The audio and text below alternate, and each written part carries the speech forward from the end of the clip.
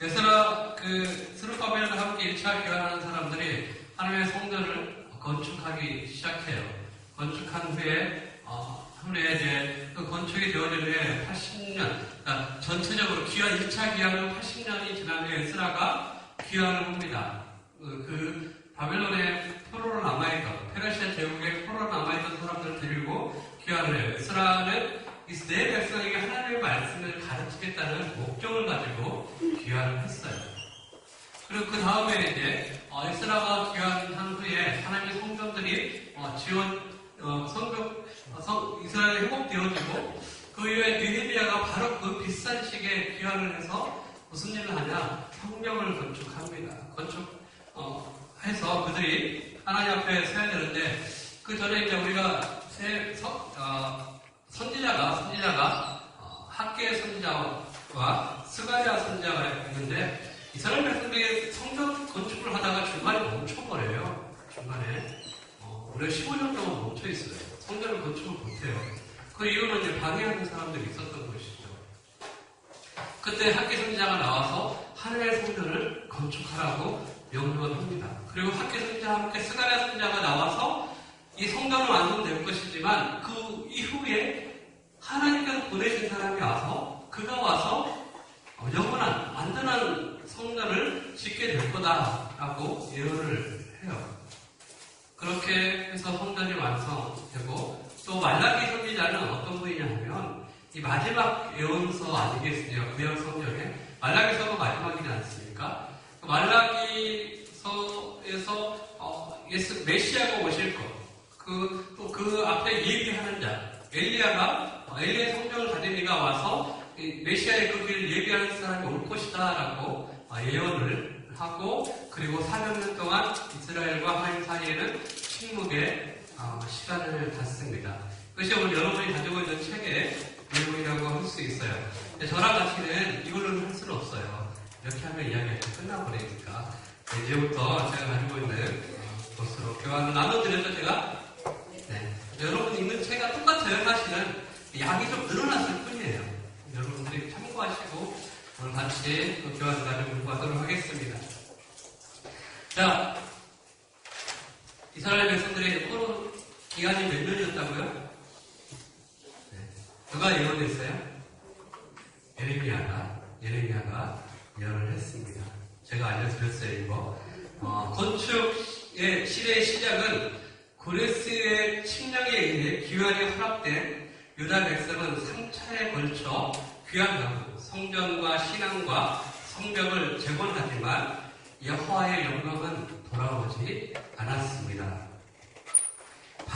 페르시아의 고레스는 바벨론을 멸망시키고 바사 제국을 세운 후에 각 나라의 포로된 백성들에게 귀환 정책을 펼쳤습니다.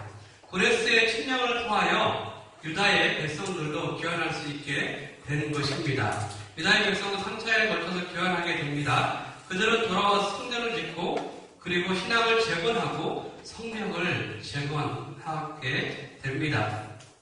건축 시대는 이렇게 네 가지로 구분할 수 있어요. 제가 표를 만들어 드렸죠. 건축 시대 포로귀환은 에스라에서 에스라서에서 기록하고 있어요. 포로 귀환에 대해서. 성전 재건은 에스라, 학계, 스가랴. 학계와 스가랴를 뭐라고 했죠? 제가 선지자라고 했죠. 선지자. 그리고 성벽 재건은 느헤미야와 에스라에 기록하고 있어요. 그건 메시아 대망, 우리 메시아 대망은 말라기에서 기록되어 있습니다. 포로기한은 고레스 침략으로 유다가 예루살렘으로 돌아오게 됩니다. 하나님께서 우리의 역사의 주관자가 되심을 믿으시기 바랍니다. 다니엘이 느부갓네살 왕이 꿈을 꿨어요. 꿈을 꿨는데 그 꿈을 해몽하는 사람이 아무도 없는 거예요. 그래서 그 꿈을 해몽하지 못하면 다 죽이겠다고 왕이 명령하죠. 그때 다니엘이 기도하는 후에 왕이 꾼 꿈, 이야기하지도 않은 꿈이에요. 애굽의 바로는 자기의 꿈 이야기를 했는데 해몽을 못했지만 이 느부갓네살 왕은 더 잔혹한 사람인 것 같아요. 자기가 꾼 꿈을 말하지 않아요. 니들 맞춰봐. 이렇게 하는 거예요. 그래서 다니엘이 기도해 하나님께서 다니엘의 그 꿈, 느부갓네살이 꾼 꿈을 보여주신 거예요. 그것이 여러분이 가지고 있는 금신상이에요. 그림 보시고 계시죠? 머리는 금으로 되어 있는데 바벨론 제국을 나타내는 것입니다. 몸은 은으로 되어 있어요. 메데바사, 페르시아 제국을 나타내는 것입니다. 또 허벅지는 철로 동으로 되어 있어요. 근데 그 그리스 알렉산더의 제국을 이야기합니다. 그리고 다리는 철로 되어 있는데 로마에 대한 이야기고, 발가락은 철과 지름으로 섞여 있어요. 네, 예수님이 이후에 열 나라가 그렇게 일어서게 될 것이다라고 예언한 내용이라고 할 수 있습니다. 바벨론의 시대가 끝나고 메데바사가 일어나 갑자기 온 세계를 점령해 버리죠. 그래서 앞서 제가 이야기했던 것처럼 벨사살 왕 때 그 왕이 하나님의 성전 기명들, 그러니까 하나님의 성전에 쓰는 그 기구들을 가지고 잔치를 벌였어요. 하나님 모독한 거죠. 그때 벽에서 손가락 하나가 나와서 글을 써요. 벽에다 글을 써요. 그것이 메네메네 대개 요르바신이라는 뜻입니다.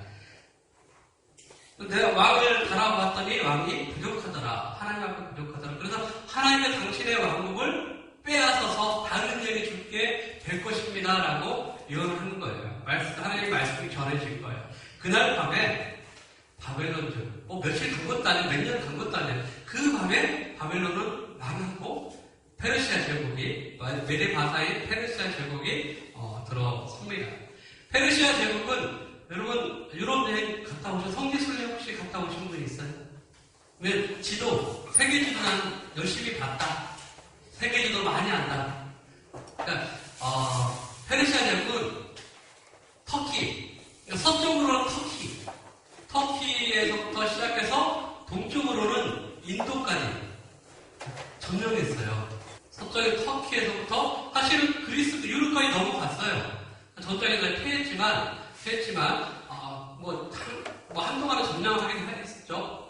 그런데 이 엄청난 제국이 하루아침에 세워진 거예요. 하룻밤 사이에 세워진 것입니다. 이렇게 생겨난 그 제국에서 특별한 정책을 펼쳤어요. 바벨론에 포로로 끌려왔던 사람들을 다 고향으로 돌아갈 수 있는 그 길을 열어준 거예요. 바벨론에 포로로 끌려왔던 사람들을 다 돌아갈 수 있도록 기회를 준 것이죠. 그래서 1차 기한이 이루어지는데, 1차 기한은 제가 앞서 이야기한 스룹바벨과 여호수아에 의해서 리더가 되어서 1차 기한이 이루어집니다.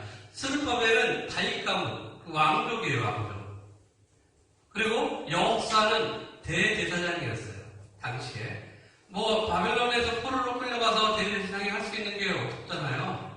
그냥 그 가문만 이어온 거죠, 70년 동안. 여호수아는 그 대제사장이 돼서 이스라엘 백성들을 1차 기한 때 그들을 데려와서 성전을 재건하죠. 이 시기에 수산국에 누가 있었다고요? 에스더. 예. 이 시기에요, 에스더. 이 시기에 수산국에 에스더가 있었어요. 그러니까 1차 성전 재건 시기에 에스더가 있었어요. 나중에 보면 에스더 왕후의 남편도 나와요. 근데 그때 모르드게와 하만이 그런 사건이 있어서 하나님께서 이스라엘을 도우셔서 하만이 죽고 그것을 기념해서 무슨 절이라고요? 무슨 절기가 세워졌다고요? 불임절이 생긴 것입니다. 그리고 1차 기한 때 누가 기한했다고 제가 적어놨죠? 다니엘서에 보면 다니엘서 1장 21절에서는 고레스 원년까지 자기가 사역했다고 기록하고 있어요.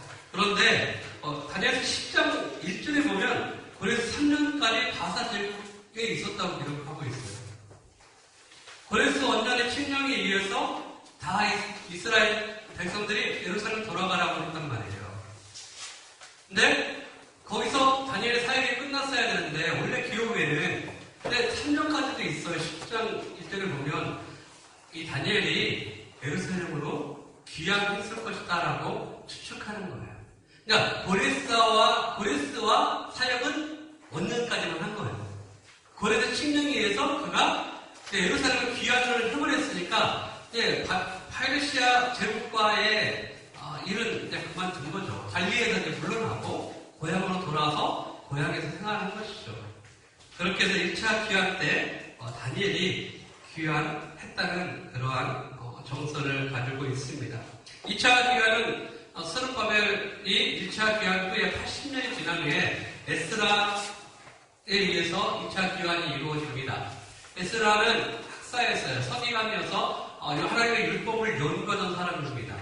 그런데 그가 이스라엘 백성, 귀환한 이스라엘 백성들 하나님의 율법을 가르치기 위해서 2차 귀환을 합니다. 그리고 와서 부흥운동을 하죠. 영적 각성운동을 일으킵니다.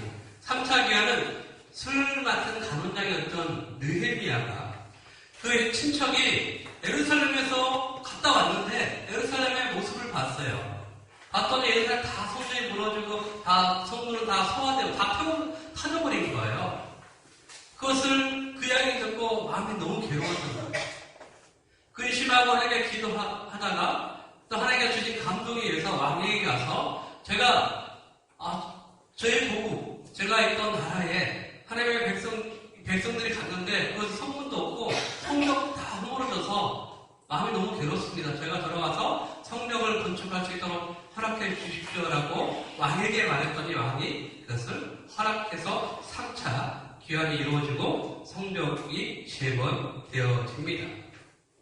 성벽 재건이 끝나고 후에 에스라가 일어나서 다시 하나님의 말씀으로 이스라엘 백성들을 다시 영적 재건을 영적인 것을 회복시켜줘요.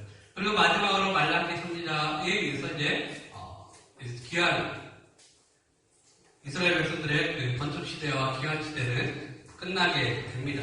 이렇게 진행된 것이 우리가 공부하게 될 전체적인 내용의 요약이라고 할 수 있습니다.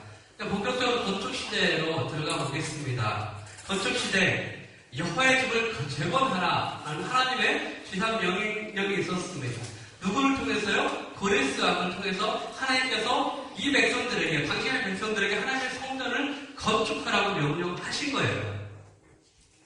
에스라서 1장 1절을 보면 바사와 고레스 원년에 여호와께서 에레미야의 입으로 하신 말씀을 응하게 하시려고 바사와 고레스의 마음을 감동시키시매 하나님께서 그 백성들을 그 땅에서 쫓아버릴 때 바벨론 포로를 보낼 때 에레미야를 통해서 말씀하셨단 말이에요. 70년 후에 내가 너희를 돌아오게 할 거야. 그리고 너희가 이 성전을 건축하게 할 거다라고 말씀하셨어요. 그래서 하나님께서 그것을 이루기 위해서 고레스라는 사람의 마음을 감동시키신 거예요. 감동시켜서 그 백성들을 하나님의 그들의 복으로 돌아오게 한 것입니다. 그래서 고레스 왕으로부터 2절에 보니까 저가 온 나라에 공포도 하고 조소도 내려 가로되 바사와 고레스는 말을 하노니 하늘의 신 여호와께서 세상 만국으로 내게 주셨고 나를 명하사 유다 예루살렘에 전을 건축하라 하셨나니 고레스가 뭐라고 하냐면 여호와 하나님께 내게 만국을 주셨다는 거예요. 그러니까 하나님께서 내게 만국을 주셨으므로 내가 유다의 예루살렘에 하나님의 그분의 성전을 짓게 할 것이다라고 그 조서를 반포한 것입니다. 여기서 고레스의 말을 빌리며 하나님께서 고레스의 마음을 감동하게 하셔서 유다 백성들로 예루살렘에 가서 하나님의 성전을 짓도록 하라고 명령하셨다는 것이죠. 하나님께서 이스라엘 백성들과 약속 곧 70년 후에 그들을 돌아오게 하여 하나님의 성전을 짓게 함으로 하나님과 이 백성과의 관계를 회복하시겠다는 것을 우리에게 보여줍니다. 하나님께서는 그 백성들, 택한 백성들의 하나님만 그 하나님이 아닌 거예요. 하나님께서는요, 이스라엘 백성의 하나님으로 머물러 있는 것이 아니라 이방인에게도 하나님이 되신다는 거예요. 그래서 저와 여러분들이 구원받은 은혜를 입은 거 아니겠습니까? 하나님께서 고레스의 마음을 움직이셨어요.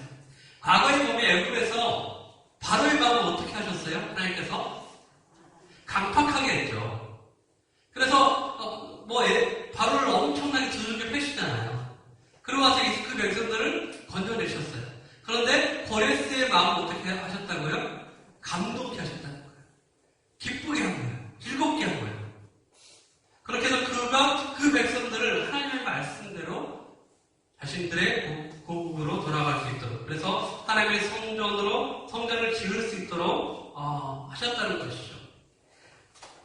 마음을 감동시키고 유다 백성들은 올라가서 하나님의 성전을 건축하고자 하는 마음을 부어주셨습니다.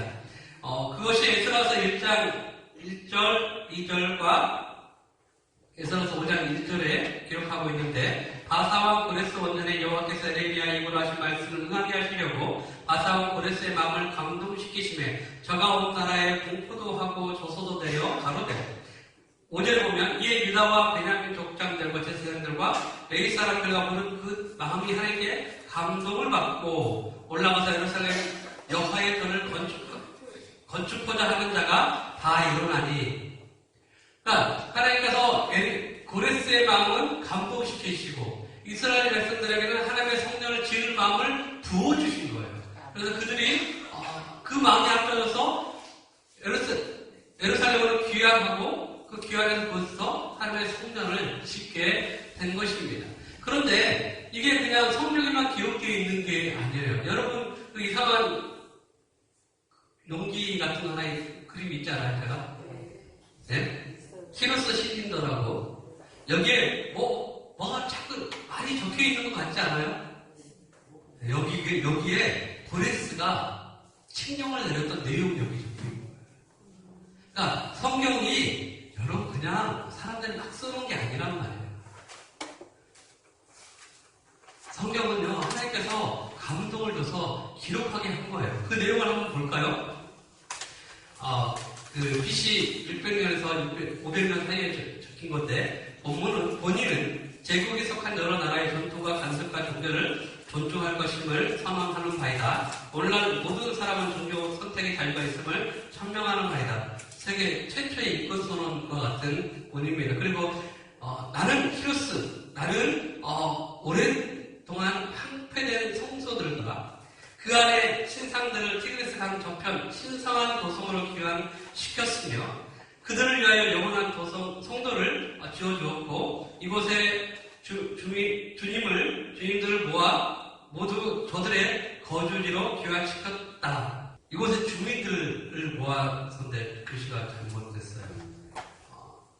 그러니까 고레스가 이 바벨론의 포로로 끌렸던 사람들을 모아서 어디로요? 티그리스강 저편 신성한 도성으로 귀환시켰다는 거예요. 그게 어디에? 예루살렘이에요. 예루살렘으로 귀환시켜서 곳에서 하나님의 성을 짓게 하였다고 기록하고 있는 것입니다. 세상 사람들 눈을 보면 고레스가 정책적으로 그것을 행했을 거라고 생각할 수 있지만 그러나 성경은 이 모든 일을 하나님께서 주관하셨다라고 우리에게 말씀하고 있습니다. 이렇게 시작해서 1차 포로 귀환이 이루어집니다. BC 536년에 귀환 인원은 49,879명. 스룹바벨에 의해서 귀환하고요. 두 번째 귀환은 BC 458년에 1,775명. 이건 남성만 기록한 거예요. 가족들이 다 있어서 이 당시 한 95,000명 정도가 그 애굽에서 귀환했을 것이다 라고 추정하고 있어요. 그런데 애굽에서 출애굽할 때는 한 200만 정도 돼요. 200만 정도. 근데 왜 이렇게 적을까요? 왜 이렇게 적을까요? 이유가 있어요. 제가 적어드렸죠? 안락한 삶의 터전을 버리기 어려운 거예요. 70년이라는 생활을 지나면서 그곳에 이제 자기 나름대로의 영역과 자리를 만든 거예요. 그러다 보니까 그것을 포기하기 어려웠던 것입니다. 가진 것이 많은 사람이 신앙생활하기 힘들어요. 예루살렘은 황폐하게 되어 환경이 나빴어요. 이미 그곳은 이방인들이 들어와 살고 짐승들이 돌아다니는 그곳에 가서 산다는 것은 모험이 되는 거예요. 그래서 그들이 이렇게 귀환의 자리에 함께 들어가지 못했고 또 돌아가는 길이 쉽지 않았어요. 돌아가는 길이 하루 이틀 걸어가는 게 아니라 수개월을 걸어서 가야 되는 그런 홍로였기 때문에 사람들이 그렇게 쉽게 선택하기 어려웠습니다. 그런데요, 우리 하나님은 쉽지 않은 것을 믿음으로 순종하는 사람을 기뻐하셔요. 그들을 다 어디다 기록했어요? 귀환하는 사람들은 성경에 기록했어요. 성전을 중건했던 사람들을 에스라서나 느헤미야서에 다 기록해 두십니다. 우리가 볼 때는 손해보는 것 같고, 우리가 볼 때는 미련한 것 같고, 우리가 볼 때는 나중에도 될 것 같은 그 일에 하나님을 기억하시고 기뻐하신다는 것을 기억하시기 바랍니다. 성전이 재건됩니다. 1차 개헌했던 스룹바벨과 여호수아의 주도로 성전이 건축되어지고, 이후에 성전이 멈췄을 때 학계와 스가랴 선지자를 통해서 성전을 완전하게 건축이 됩니다. 이스라엘 백성들은 고레스 침략에 의해서 이곳에 와서 하나님의 성전을 지어야 했습니다. 그런데요, 이 성전을 지을 때 이들은 참 특이한 걸 합니다. 보통 이제 교회 건물을 짓는다고 하자고요. 교회 건물을 짓는다고 하자. 건물을 지을 때 처음에 어떻게 합니까? 기공식? 왜 착공식인가요? 네, 건축에 잘 몰라가지고. 이렇게 행사하잖아요, 행사를 하잖아요. 네, 그래서 이들은 참 특이하게 다른 걸 했어요.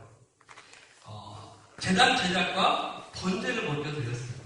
에스라서 3장 2절을 보면 우리 함께 읽어볼까요? 요사닥의 아들 예수아와 그 형제 제사장들과 사울리엘의 아들 스룹바벨과 그 형제들이 다 일어나 이스라엘 하나님의 단을 만들고 하나님의 사람 모세의 기록한 대로 번제를 그 위에 드리려 할세. 네, 여기까지요. 자, 그들이 가장 먼저 한 게 뭐였어요? 볼때를 잔뜩 쌓아놓고 여기하고 하나님의 성전을 짓겠습니다 한 게 아니라 하나님의 제단을 만들어 보이서 번제를 드렸다는 거예요. 번제를. 여호수아가 제단을 쌓고 번제를 드렸습니다. 그들은 성전을 짓기 전에 모세의 율법에 기록한 대로 제단을 만들어 곳에서 하나님께 번제를 먼저 드린 것이죠. 왜요? 이들은요, 하나님과의 관계의 회복을 바랬어요. 그들이 바벨론에 왜 포로로 끌려갔는지 알고 있었고, 그래서 이곳에 돌아와서는 하나님의 성전을 통해서 하나님과 회복하는 것을 원했던 것입니다. 그래서 그들은 그 모세의 율법에 기록한 대로 번제를 드렸다라고 기록하고 있습니다. 그들은 하나님의 율법 곧 모세와 이스라엘과 하나님께서 시내산에서 맺으신 언약을 배신함으로 자신들이 고난을 당한 것을 알았어요. 그래서 모세 율법대로 하나님 앞에 번제를 드리고, 또 그들이 그 율법대로 행함을 통하여서 하나님의 성전을 짓게 된 것입니다. 성전은 무엇을 의미하는 것일까요? 성전은 하나님의 임재를 상징하는 것입니다. 출애굽기 25장 22절을 보면 거기서 내가 너와 만나고 속죄소 이 곧 증거계 위에 있는 두 그룹 사이에서 내가 이스라엘 자손을 위하여 내게 명할 모든 일을 내게 이루리라. 거룩하신 하나님께서 시내산에서 모든 이스라엘 사람들을 두렵게 하셨던 그 하나님께서 뭐라고 하시냐면 지성소에서 사람들을 만나주시겠다고 말씀하신 거예요. 그러면 하나님과 회복을 위해서는 성전을 지어야 했어요. 원래 사람들은 하나님께 나아갈 수 없는 존재입니다. 왜일까요? 죄인이기 때문에 그렇습니다. 범죄한 인간은 거룩하신 하나님 앞에 설 수 없습니다. 죄인이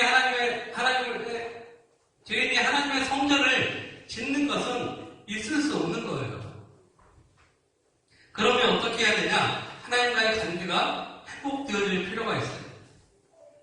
출애굽기 9장 42절 43절을 보면 이는 너희가 대대로 여호와 앞에 회막문에서 늘 드릴 번제라. 내가 거기서 너희와 만나고 내게 말하리라. 내가 거기서 이스라엘 자손을 만나리니 내 영광을 인하여 회막이 거룩하게 될지라. 하나님의 만남이 이루어지기 위해서는 제단에 번제를 드려야 되는 거예요. 번제를. 인간이 하나님의 성전을 짓는다는 것은 하나님과 인간의 관계 회복이라는 것을 우리가 볼 수 있습니다. 성전을 짓기 위해서는 그들의 죄를 대신하여야 할 것들이 필요했어요. 그래서 그들은 먼저 제단을 쌓고 번제를 먼저 드렸던 거예요. 우리가 하나님과의 관계 회복을 위해 어떤 일이 이루어졌나요? 여러분 여러분 제사 지냈어요? 하나님과 관계 회복을 위해서? 아니죠. 하나님의 아들이신 예수님께서 번제단의 제물과 같이 십자가에서 죽으신 것이죠. 그 은혜로 우리가 하나님 앞에 나아갈 은혜를 입은 것입니다. 똑같습니다. 하나님의 임재가 있는 성전을 짓기 위해서 관계를 회복하기 위해서는 이 번제가 우선 되어져야 했던 것입니다. 하나님 성전을 짓는다는 것은 하나님과 관계를 시작하겠다는 의미이기도 해요. 곧 하나님의 다스림 속으로 우리가 들어가겠습니다 하는 결단의 의미이기도 합니다. 하나님께서 인생의 중심이 되시고 나의 왕이 되셨으면 좋겠습니다라고 내가 서원하는 거예요. 그리고 하나님의 주권을 인정하는 것이 성전을 짓는 것이라고 할 수 있습니다. 자, 한 나라가 세워지려면 가장 먼저 해야 될 게 뭐가 있겠어요? 원래는 성벽을 지어야겠죠. 왜? 나의 안전을 위해서. 그런데 이들은 성벽을 짓는 것이 아니라 성전을 지었어요. 대부분은 자기의 삶의 터널을 먼저 지어야 되겠죠. 그런데 이들은 하나님과 관계를 더 우선시했던 거예요. 그래서 하나님의 성전 짓는 것을 더 먼저 결단하고 그들이 제단을 쌓고 번제를 드림으로 성전 짓기를 시작한 것입니다. 이들에게 가장 우선되는 것은 하나님과의 관계가 제일 먼저였습니다. 그래서 그들이 가장 먼저 하는 것도 성전 재건이 되었던 것입니다. 성전을 짓는다는 것은 하나님 중심의 삶을 사는 것이라고 할 수 있습니다. 성전을 짓는다는 것을 자신들의 삶이 하나님의 중심의 삶으로 살아가겠다고 결단하는 것입니다. 성전을 지으면 어떻게 일이 일어날까요? 어떤 일이 일어날까요? 그것은 하나님의 주권은 나라의 3요소 중에 하나 있지 않습니까? 그 하나의 주권이 회복되는 것이라고 할 수 있어요. 그러니까 하나님의 나라의 주권이 회복되어지는 거예요. 성전을 지음을 통해서. 그래서 우리 안에 성전을 짓는다는 것은 굉장히 중요한 의미가 있다는 것을 기억해야 될 점이 있습니다. 여러분도 뭐예요? 하나님의 성전이에요. 우리가 우리 안에 성전을 짓는다는 것은 우리의 삶 안에 하나님의 주권이 회복되어지는 거예요. 그래서 하나님의 성전이 재건되기 시작하죠. 에스라서 3장 8절에 보면 예루살렘 하나님의 전에 이른 지 2년 2월에 스알디엘 아들 스룹바벨과 요사닥의 아들 예수아와 다른 형제 제사장들과 레위 사람들과 그를 사로잡혔다가 예루살렘에 돌아온 자들이 역사를 시작하고 20세 이상의 레위 사람들을 세워 여호와의 전 역사를 감독하게 하며 스룹바벨과 여호사는 이 성전을 건축할 때 누굴 그 역사를 감독하게 했냐면 레위 사람들을 세워서 감독하게 했어요. 그냥 일반 집을 짓는데 그냥 공사하는 사람, 건축 기술자들을 쓸 수도 있었겠지만 레위 사람들을 통해서 이 성전을 감독하게 한 것은 이유가 있겠죠. 하나님의 성전은 어떠니까요? 거룩하니까. 거룩한 집을 짓는 것은 그것을 맡아서 하는 이들이 하는 것이 옳게 여겼던 것입니다.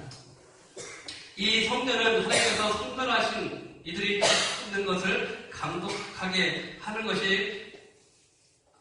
것으로 이들이 얼마나 성전을 거룩하게 생각했는지를 우리가 알 수 있습니다.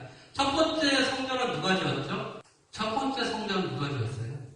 솔로몬이 지었어요. 솔로몬은 일꾼들을 시켜서 하나님의 성전을 지었습니다. 엄청난 인력과 물량과 인원을 동원하였습니다. 그러므로 일반적으로 사람들은 성전 짓는 것은 엄청난 일이었기에 누구나 할 수 없다고 생각했어요. 그런데 이 새롭게 지어지는 스룹바벨 이 성전은 돌아오는 사람들이 짓습니다. 일반적인 사람들이었어요. 그들이 자기 스스로 노동력을 투입해서 성전을 지은 것이에요.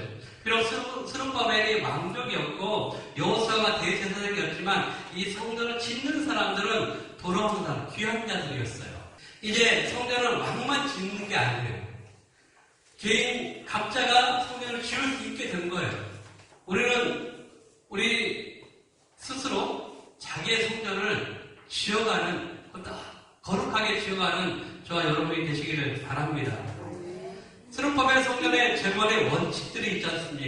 그러니까 뭐죠? 하나님의 사람 모세의 율법에 기록한 대로 번제를 먼저 드렸어요. 그리고 기록된 규례대로 초막제를 지냈습니다. 그리고 바사왕 고레스의 명령대로 백향목을 수입해서 하나님의 성전을 지었어요. 그리고 마지막으로 이스라엘 왕 다윗의 규례대로 여호와를 찬송하며 그들이 성전을 짓게 됩니다. 땅에 그 기초를 놓았어요.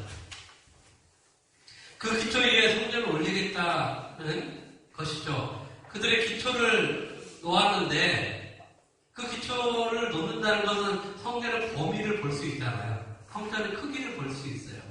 그런데 나이가 많은 사람들, 그러니까 레위 사람들이나 제사장들, 족장들, 노인들은 첫 성전을 봤었어요. 누구의 성전? 솔로몬 성전을 봤던 사람인데요. 근데 자신들이 지으려고 하는 이 성전, 슬퍼의 성전은 너무 초라한 거예요. 그래서 어떻게 합니까? 대성통곡해. 그것이 에스라 3장 10절에 기록하고 있지 않습니까?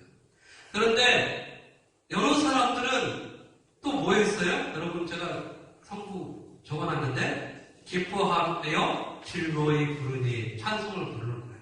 어떤 사람들은 대성통곡하고 어떤 사람은 기뻐하는 거예요. 그러니까 솔로몬의 성전을 본 사람, 화려하고 크고 영광스러운 성전을 보았던 사람들은 대성통곡하는 거죠. 그런데 그 성전을 보지 못하고 새롭게 지어지는 성전을 본 사람들은 즐거워하는 거예요. 그들은 바벨론에 가서 태어났던 사람들이 있을 가능성이 굉장히 높아요.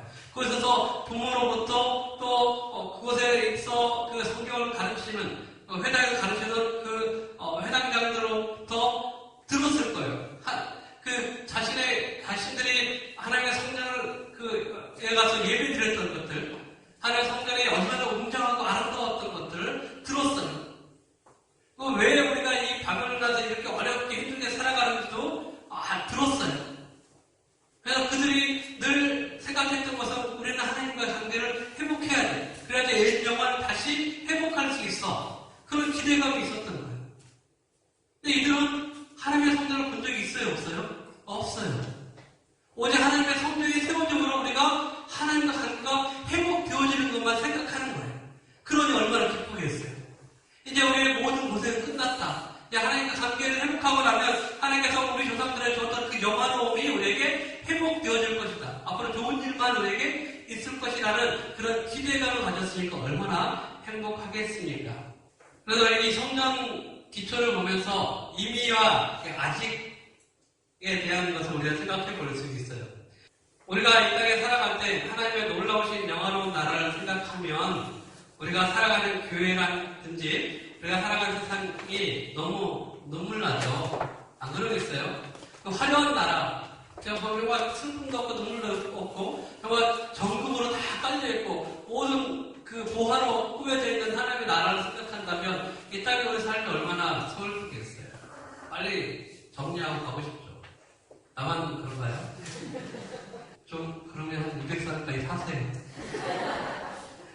네.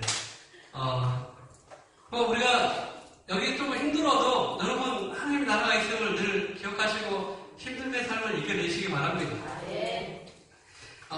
근데 한편 이 세상 삶 가운데 그래도 예수님과 우리가 함께 살잖아요. 그쵸? 함께 계시고 또 내가 예수님과 만남을 통해 삶이 풍부해졌다는 것, 그 경험이 될 때 우리는 또 그것만으로 또 행복을 느껴야 돼요.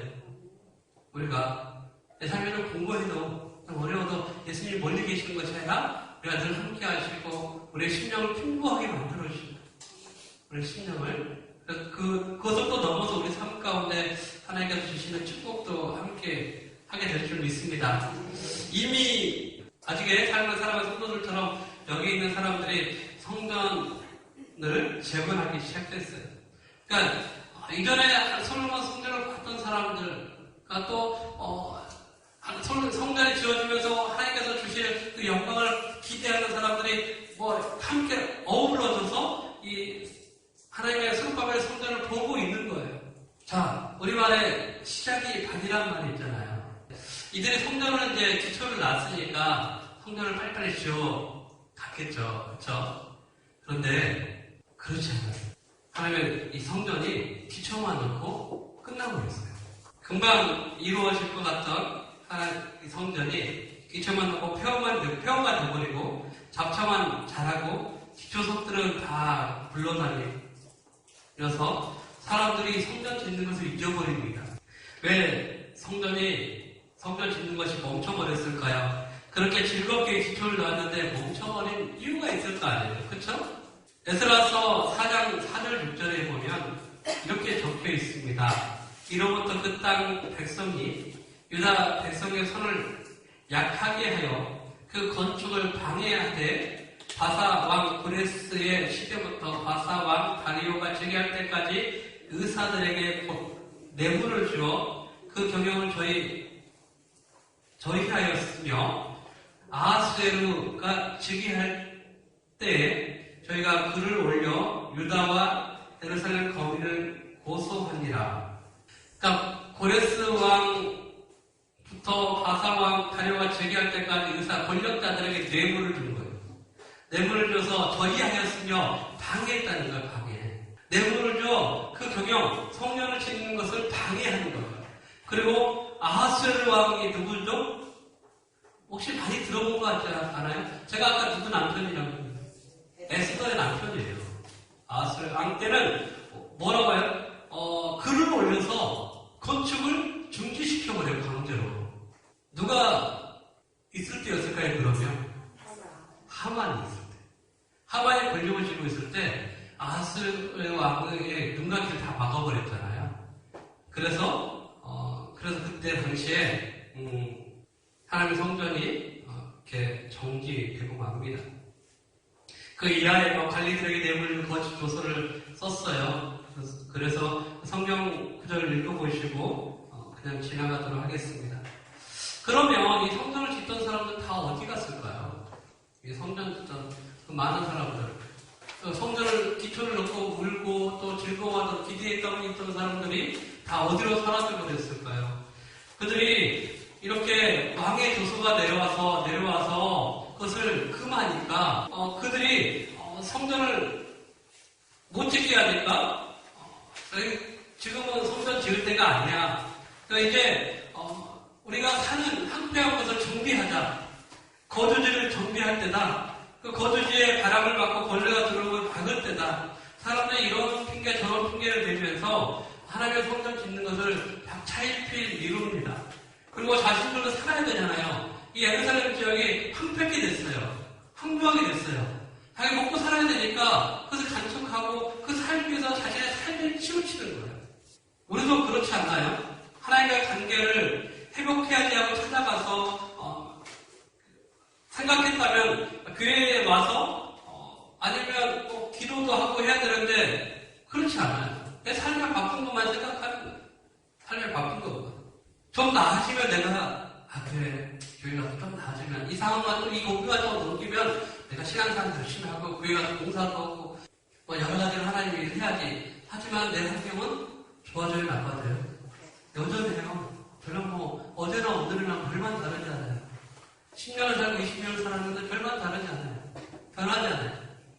환경은 나아졌어요. 실질적으로 우리가 노력한 만큼 얻는 것도 있어요. 그런데 내 마음의 환경은 어때요? 점점 나빠져요. 점점. 나는 점점 마음이 조급해지고 또 다른 사람과 비교하다 보니까 내 삶은 하나도 좋아진 게 없는 거예요. 이번 기회만 넘어가면 내가 하나님의 전에 와야지. 하지만 결국 여러분의 마음의 성전터는 계속 방치되어지고 결국은 황폐하게 되어지고 결국은 쓸모없는 곳이 되어질 수도 있습니다. 그런 모습이 유다 백성들의 모습이었어요. 처음에는 도와주면 됐겠죠. 빨리 해야 되는데 자꾸 방해가 있네. 또 정부에서 하지 말라고 법적으로 금했네. 처음에는 하긴 해야 되는데 그런 마음이 나중에 그 마음도 사라져버려요. 15년이라는 시간이 흘러버렸어요. 15년. 하나님께서 이 성전을 이 백성들을 바벨론에서 포로에서 귀환시킬 때는 뭐 하기 위해서요? 에스라서 1장 5절에 뭐라고 했죠? 하나님께서 그 백성들에게 성전을 지을 마음을 부어주셨단 말이에요. 하나님께서. 고레스에게도 이 백성들을 보내서 성전을 성전을 짓게 하라고 명령하셨어요. 근데 이 백성들이 다 잊어버린 거예요. 환경이 어려우니까. 그래서 하나님께서 가만히 있을 수 없어서 누구를 보냈을까요? 교환제가 드렸잖아요. 대답이 빨리빨리 나와야죠. 함께 선지자를 보내셨어요. 그래서 하나님의 성전을 재건하라고 명령하시는 거예요. 1장에서 1장 하대로 이 성전의 하역관을 너희가 이때 편벽한 집에 거주하는 것이 옳으냐? 하나님의 성전은 너희가 15년에 났다고 내팽겨 넣어서 황폐하게 되는데 너희가 편벽한 집에서 사는 것이 옳으냐? 편벽한 집. 어떤 집일까요? 화려한 집일까요? 잘 꾸며진 집일까요? 판잣집이에요, 판잣집. 봉천동 판잣집. 옛날에 그런 판잣집 이야기 하는 거예요. 저는 가본 적은 없어요. 봉천동을 봉천동 한 번도 안 가봤어요. 신림 7동인가를 한번 가본 적이 있는데, 제가 갔을 때는 이미 개발 다 된 상태였어요. 그 옛날에 생각이 안 나는데, 김지수 변호사님 거기 사셔서 옛날 이야기하면, 그랬구나라는 생각이 들 때가 있어요. 그렇게 어려웠구나 하는 생각이 들 때가 있습니다. 근데 편벽한 집이 좋은 집이 아니에요. 근데 하나님께서 뭐라고 하시냐면, 정말 벌레 막고, 정말 바람 들어오는 거 막아주는 그 역할밖에 안 하는 건데도 그렇게 하는 것이 옳으냐? 하나님의 집은 저렇게 항모하게 되버려졌고, 그러면서 1장 9절에 너희가 많은 것을 받았으나, 기대했으나 도리어 적었고 내가 불어버리는니라. 나 방울의 여호와가 말하노라. 이것이 무슨 까닭이냐? 내 집은 흥패하였을 때 너희는 각각 자기 집을 짓기 위하여 빨랐습니다.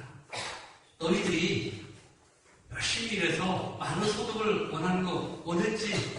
그런데 얻었어? 못 얻어놓은 내가 다 그것을 날려버렸기 때문에 그런 거야. 라고 말씀하시는 거야. 왜? 너희 집이 내 집을 버려두고 너희들의 집을 짓는데 더 앞장서서 일에만 치우쳤기 때문이라고 말씀하십니다.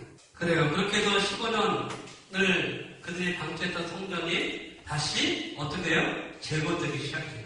학기에서 1장 13절에 여호와가 말하노라 내가 너희와 함께하노라 하니라. 성전을 지으라고 명령하신 후에 하나님께서 이들만 지어 한 것이 아니라 내가 너희와 함께할게. 그래서 이스라엘 백성들이 성전을 짓기 시작해요. 그런데 이 성전을 짓는 게 그냥 지어지는 게 아니에요. 하나님께서 그렇게 지어지게 하신 거예요. 지어지게. 하나님께서 그것을 재건되도록 하신 것입니다. 1장 14절에 여호와께서 스룹바벨의 마음과 대제사장 여호사의 마음과 남은 모든 백성의 마음을 감동시키심에 그들이 와서 만군의 여호와 그들의 하나님의 전 공사를 하였으니 성전을 공사하기 시작했다는 것입니다. 그런데 이들이 이렇게 해서 하나님과 관계가 회복되어진 것 같지만 학개서 2장 13절 14절에 보면 이렇게 기록하고 있어요. 여러분도 같이 한번 읽어볼까요? 학개가 이르되 시체를 만져서 부정하여진 자가 만일 그것들 가운데 하나를 만지면 그것이 부정하겠느냐? 하니 제사장들이 대답하여 이르되 부정하리라 하더라. 이에 학개가 대답하여 이르되 여호와의 말씀에 내 앞에서 이 백성이 그러하고 이 나라가 그러하고 그들의 손에 모든 일도 그러하고 그들이 거기에서 드리는 것도 부정하니라. 이스라엘 백성들이 이미 지금 부정한 상태라는 거예요. 부정한 것을 만지면 다 어떻게 돼요? 부정해지는 거지 않습니까? 그렇죠? 이것을 부정한 것을 제거해야 되는데 지금 이스라엘 상태는 너희들의 상태는 부정한 상태라고 학개 선지자를 통해서 말씀하신 거예요. 이 학개 선지자를 통해서 이제 하나님께서 성전 재건을 요구하시고 스가랴 선지자가 동시에 똑같이 일어났어요. BC 520년에 똑같이 학개 선지자가 일어났고 스가랴 선지자가 이어서 바로 일어나는데 스가랴 선지자가 뭘 예언했다고요? 성전이 완성될 것을 예언했습니다. 스가랴서 1장 12절에 보면 이렇게 기록하고 있습니다. 여호와의 천사가 대답하여 이르되 만군의 여호와여 여호와께서 언제까지 예루살렘과 유다 성읍들을 불쌍히 여기지 아니하시려 하나이까? 이는 노하신 지 70년이 되었나이다 하매 천사가 하나님께 건의하는 거예요. 언제까지 예루살렘과 예루살렘을 불쌍히 여기지 아니하시겠습니까? 70년이 되어 돌아왔는데도 그런데 아직도 회복시키시지 않습니까? 라고 이야기해요. 그것의 대답을 누가 해줬냐? 스가랴 선지자가 한 것입니다. 스가랴 선지자가 이 성전이 완공될 것이다, 완성될 것이다. 스룹바벨 성전의 완성을 뛰어넘어서 뒤에 있는 성전들까지 진짜 성전에 대해서 이야기를 해요. 하나님께서 스가랴 선지자를 통해서 하나님의 성전이 스룹바벨 성전이 완성될 것이고 더 그 너머에서 완전한 성전이 올 것까지 예언케 하십니다. 그러니까 너희들이 지금 보여지는 성전이 아니라 이후에는 내가 완성된 성전도 너희에게 줄 거야 라고 하나님의 스가랴 선지자를 통해서 희망을 부어주시는 거예요. 희망을. 스가랴서 6장 11절 12절에 보면 한 싹의 성전을 이야기해요. 은과 금을 받아 멸류관을 만들어 여호사닥의 아들 대제사장 여호수아의 머리에 씌우고 말하여 이르기를 만군의 여호와께서 이같이 말씀하시되 보라 싹이라 이름하는 사람이 자기 곳에서 돋아나서 여호와의 전을 건축하리라. 한 싹이 등장해서 그 싹이 여호와의 성전을 건축하게 될 것이라는 거예요. 스룹바벨 그 성전을 건축할 때 두 사람의 지도자가 있었어요. 한 사람은 누구라고요? 스룹바벨. 한 사람은 여호수아. 여호수아는 대제사장 아니겠습니까? 근데 여기 오늘 그 여호사닥의 아들 대제사장 여호수아의 머리에 뭘 씌웠어요? 멸류관을 은과 금으로 멸류관을 만들어 씌웠다고 그랬어요. 이게 뭐예요? 왕관이잖아요, 왕관. 대제사장의 직분과 왕의 직분을 함께 갖는 것을 말씀하고 있습니다. 여호수아의 머리에 멸류관을 씌웠다. 이 여호수아라는 뜻이요. 히브리어는 여호와는 나의 구원자라는 뜻을 가지고 있어요. 그런데 이 여호수아를 헬라어로 번역하면 뭐가 될까요? 예수가 돼요. 예수. 그래서 인간과 하나님 사이를 연결시켜주는 대제사장이신 여호수아는 예수 그리스도를 예표하는 것이고 예수님께서 대제사장이시며 또 다윗의 이를 이은 왕으로서 왕관을 쓰고 와서 하나님을 거하시는 성전을 완성할 것을 스가랴 선지자를 통해서 예언하시는 거예요.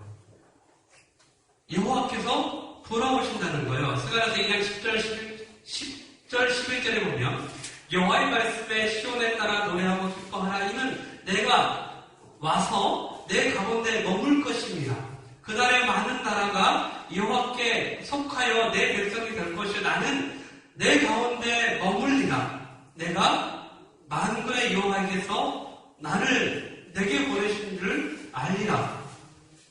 만군의 여호와에게서 나를 너희들에게 보낸 줄 너희가 알게 될 것이다 라고 말씀하고 있습니다. 그분이 우리 가운데 와서 오신 것을 너희가 하나님 나를 보냈다는 것을 알게 될 것이다 라고 말씀하고 있어요. 그래서 여호와께 속하여 내 백성이 될 것이며 나는 너희 가운데 머물게 될 것이다. 이분이 누굴 이야기하는 거예요? 예수님을 이야기하는 거예요. 임마누엘 하시겠다는 거예요. 하나님께서 우리 가운데 함께 계시는 임마누엘 우리 가운데 함께 하실 것을 말씀하십니다. 그런데 그분은 어떻게 오시냐? 스가랴서 9장 9절에서 시온에 따라 크게 기뻐할지어다. 예루살렘에 따라 즐거이 부를지어다. 보라 내 왕이 내게 임하시리니 그는 공의로우시며 구원을 베푸시며 겸손하여 나귀를 타시나니 나귀의 작은 것 나귀 새끼니라. 우리의 메시자 하나님의 성전을 완성하실 그분은 겸손하시고 의로우시고 또 구원을 베풀어 주시기 위해서 나귀를 타고 우리에게 오실 것을 말씀하고 있습니다. 예루살렘에 입성하실 때 예수님께 뭐 타고 오셨어요? 네, 나귀를 타고 입성하셔서 사람들이 호산나 다윗의 자손이여라고 외쳤죠. 우리의 구원하실 분이라고 외쳤던 거 아니겠습니까? 그리고 그분은 스가랴서 9장 23절에 만군의 여호와가 이같이 말하노라. 그날에는 말이 다른 이방 백성 10명이 유다 사람 하나의 옷자락을 잡을 것이라 곧 잡고 말하기를 하나님 너희와 함께 하시고 들었나니 우리가 너희와 함께 가려 하노라 하리라 하시니라. 이방의 회복은 이방인이 복을 하나님의 복을 받는 것을 말씀하고 있는 거예요. 그러니까 유다 사람 하나에 이방 사람 몇 명이 붙어요? 10명이 붙는 거예요. 그렇게 하나님께서 그들의 그런 회복, 엄청난 회복을 말씀하고 있습니다. 그렇게 해서 스룹바벨 성전이 완성됐어요. 그래서 스가랴서 14절에서 유다 사람들의 장로들이 선지자 학개와 이도의 손자 스가랴의 권면을 따랐으므로 성전 건축하는 일이 형통한지라. 성전 건축하는 것이 형통했는데 사람이 힘으로 지어졌냐? 아니에요. 에스라서 5장 5절에 보면 하나님이 유다 장로들을 돌보셨으므로 그들이 능히 공사를 막지 못하고, 그들이 누구예요? 성전을 방해하는 그들이에요. 방해꾼들을 이야기하는 거예요.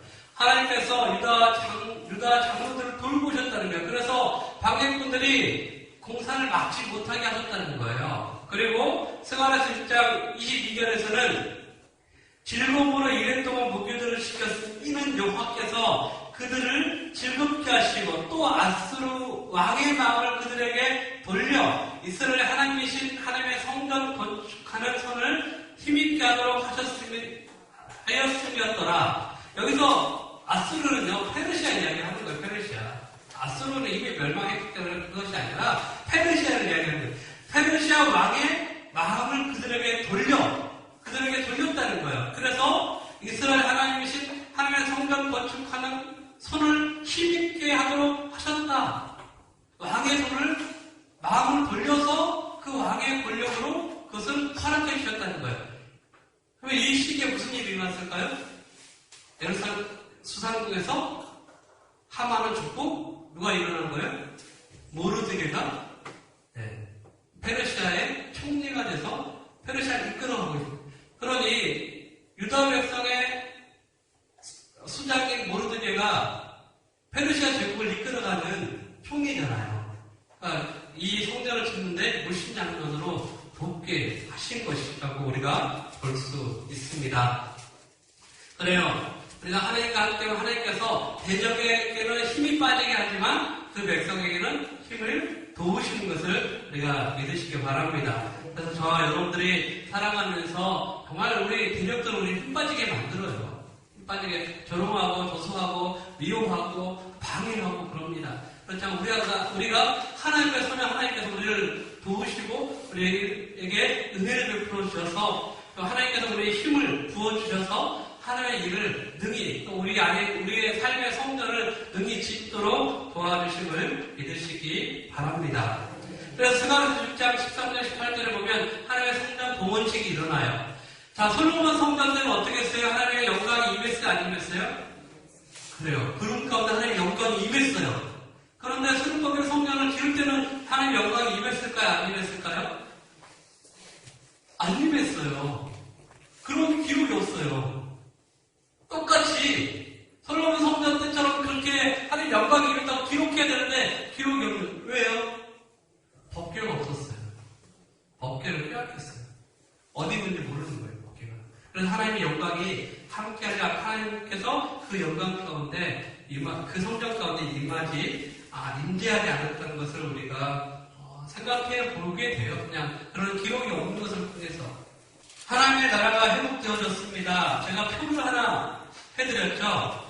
자, 하나님의 나라, 하나님의 통치, 하나님의 백성, 하나님의 땅이 다 있었는데 포로가 되면서 다 이것이 다 무너졌어요. 그런데 포로 귀환을 통해서 이것들이 다 재건되어졌습니다. 하나님의 성전이 건축된 것까지 제가 적어놨죠.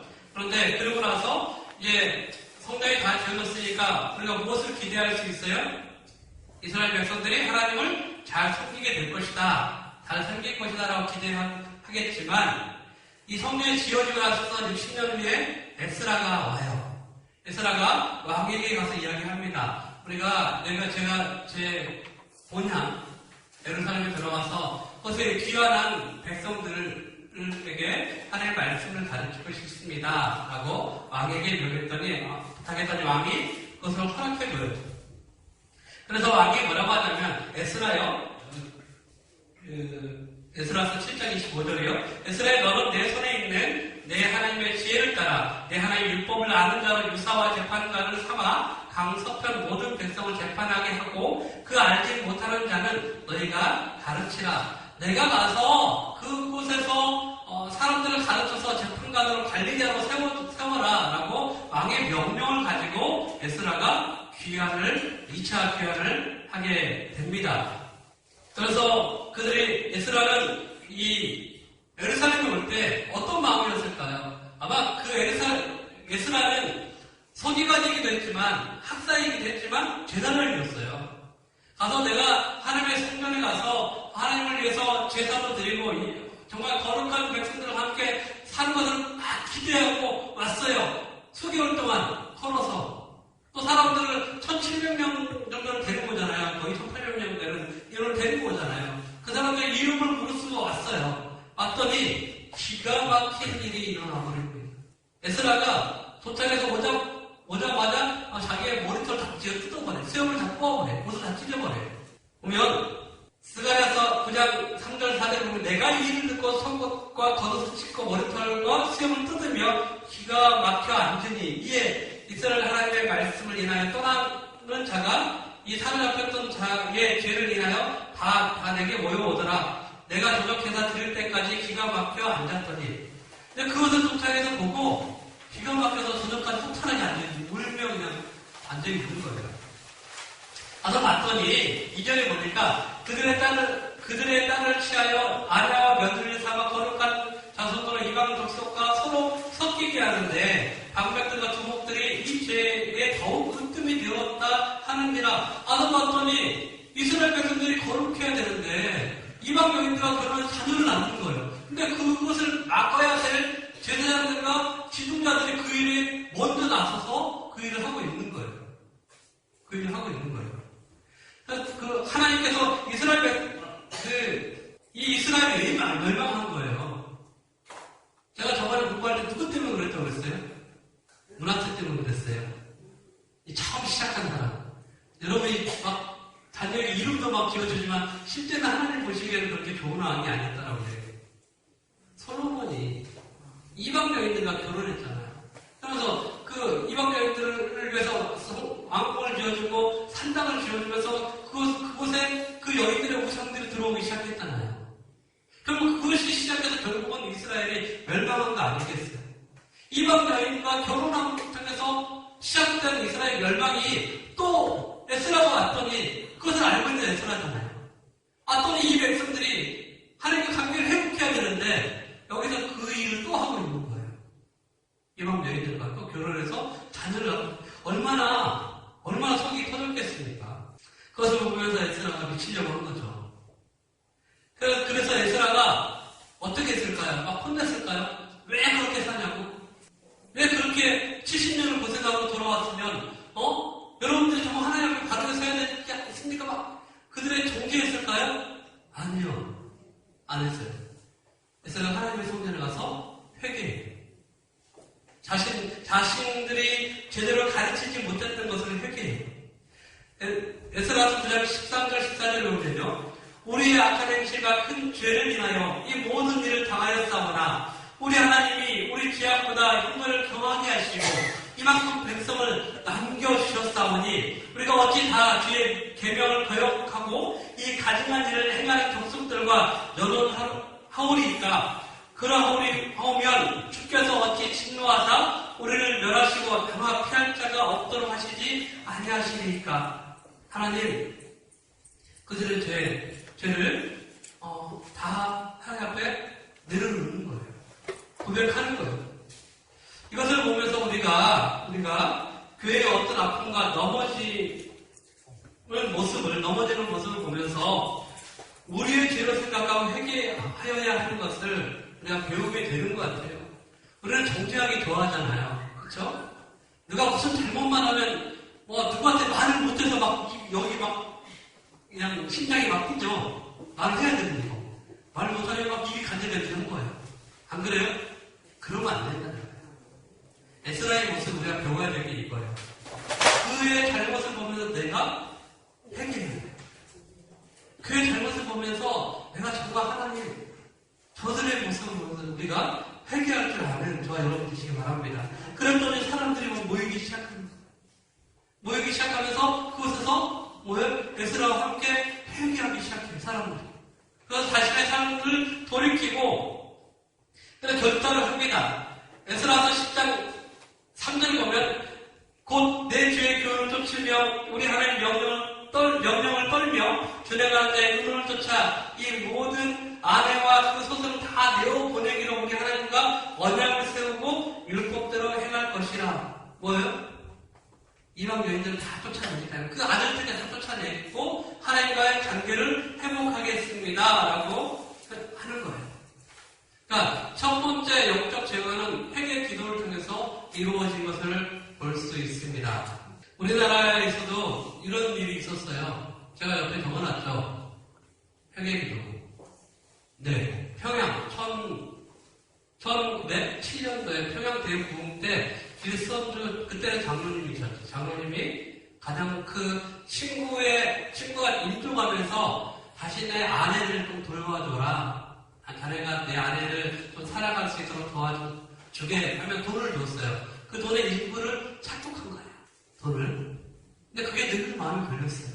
근데 사경회를 말씀 공부를 하다가 이렇게 공부하다가 그 말씀이 걸렸던 거예요. 그 밤에 그 이야기를 털어놓고 펑펑 웁니다. 근데 이 기선 장로님 먼저 펑펑 우니까 그 다른 사람들 좀 감동을 받는 거예요. 그래서 그곳에서 밤새도록 우는 소리가 나는 거예요. 회개하고 울고 회개하고 울고 회개하고. 그러면 그것이 퍼져나가면서 대부흥이 한반도에 일어난 것을 우리가 보게 됩니다. 그래요. 우리가 어떤 잘못을 볼 때 또한 하나님의 회개를 먼저 할 때 하나님께서 은혜를 베풀어 주시고 축복하여 주실 줄 믿습니다. 그렇게 해서 이스라엘 같은 어느 정도 정리가 됐어요. 근데 이때 누가 등장하냐면 느헤미야가 등장을 해요. 느헤미야가. 우리 갈 길 많은데 시간이 막 자꾸 하네.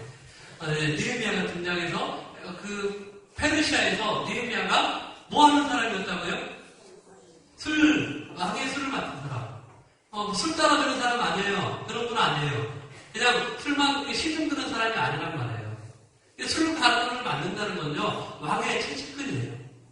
왕의 채찍근. 왕의 이야기를 들어주고 왕에게 조언을 하는 사람이었어요. 느헤미야는. 얼마나 큰 전력자예요. 그러니까 느헤미야의 생각이 왕의 생각을 움직일 수 있는 거예요. 그런 조력자였던 거예요. 그래서 느헤미야가 어느 날 그 형제가 예루살렘에서 갔다 왔어요. 이야기를 듣는데 하나님의 성전은 지어졌지만 성벽이 없어서 성벽이 다 바벨론의 그 느부갓네살 다 획파되고 다 태워버려서 그래서 성전이 이스라엘 백성들이 세상 그 지역에 있는 사람들과 구별없이 살아갑니다. 이야기를 듣는 거예요. 그 마음이 너무 아픈 거예요. 그 백성들이 너무 안타까운 거예요. 그래서 그 마음에 내가 성경을 지어야겠다. 그래서 기도하고 눈물로 기도하고 왕에게 가서 이야기를 해요. 왕에게 가서 제 고향 이제 예루살렘에 성벽이 없어서 백성들이 위험하고 또 성벽이 없어서 좀 그렇습니다. 이 성벽을 제가 짓도록 허락해 주세요라고 왕에게 이야기를 하죠. 여러분, 왕이 어떠했을까요? 이야기 들었을 때, 느헤미야가 이야기할 때 어떤 마음이 들었을까요? 여러분이라면 그래 그렇게 해 라고 하겠어요? 성벽을 지키대요. 요새를 만들겠다는 거예요. 먼저 귀환한 사람들이 있는데 그 사람들을 요새를 만들어 주겠다는 거예요. 반란을 일으키겠다는 거예요. 우리들만의 성을 쌓아서 우리들만의 나라를 세우겠다는 거예요. 이것을 허락할 왕이 누가 있겠어요? 그런데 아닥사스다 왕은요, 느헤미야를 믿었어요. 그래서 느헤미야 2장 5절을 보면 이렇게 이야기합니다. 왕에게 구하되 왕이 만일 즐겨하시고 종이 왕의 목전에서 은혜를 얻었사오면 나를 유다 땅 나의 열조 묘실에 있는 성에 보내어 그 성을 중건하게 하옵소서 하였더니 왕이 6절에 뭐라고 하냐면 그때 왕후도 왕의 곁에 앉았더라. 왕이 내게 이르시되 내가 몇 날에 행할 길이며 어느 때에 돌아오겠느냐 하고 왕이 나를 보내기를 즐겨하시기로 내가 기한을 정하고 뭐예요? 왕이 왕후까지 있는데 왕후의 마음과 왕의 마음이 하나가 되는 거예요. 그래서 너가 언제 올 거니? 내가 보내줄게. 성전 짓는데 내가 보내줄게. 언제 올 거니? 그건 답답해야 돼. 그만큼 느헤미야가 왕에게 어떤 사람이었어요? 신뢰받는 사람이었어요. 너가 그렇게 원하니? 그럼 내가 해줄게. 뜻이 너는 어디 와야 돼? 나에게 와야 돼. 나와 함께 해야 돼. 나 너를 믿어. 그래서 너에게 그것도 내가 허락해 줄게라고 하는 거예요. 느헤미야가 이 일을 잊기 전에요. 느헤미야 1장 4절에 보면 하나님 앞에 뭘 했어요? 금식하며 기도했어요. 느헤미야 1장 4절 여러분에게 기록되어 있어요. 금식하며 기도했어요. 우리가 하나님 앞에 어떤 소원을 가지고 금식하며 기도할 때 그분을 신뢰할 때 하나님께서 우리에게 좋은 것을 허락하심을 우리가 믿으시기 바랍니다. 그렇게 해서 느헤미야가 성벽을 재건을 위해서 가요. 왜 느헤미야는 이렇게 목숨을 걸고 성벽 재건을 힘썼을까요? 보통 세상에서 성벽을 왜 쌓습니까? 자기들을 보호하기 위해서 쌓는 거 아니겠습니까? 중국의 만리장성을 쌓은 것도 외부의 적으로부터 보호받기 위해서 쌓은 거 아니겠어요?